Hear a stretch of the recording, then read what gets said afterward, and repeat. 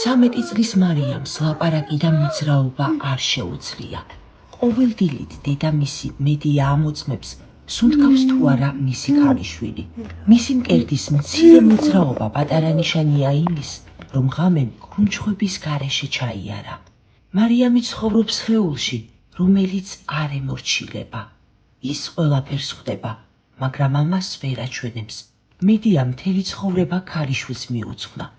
არასოდეს ტოვებს მას მარტო, ერთი წუთითაც კი. ოჯახი ძალიან მოგზაურებულად ცხოვრობს. მათი შემოსავალი მინიმალურია და ზოგჯერ მათ უწევთ არჩევანის გაკეთება საკვებსა და მედიკამენტებს შორის.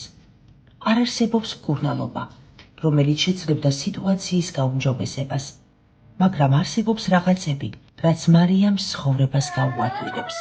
საფენები, პროდუქტები, კარადა, საწოლი, გაზგურა და რაც მთავარია, მარიამისთვის კბილების გაკეთება.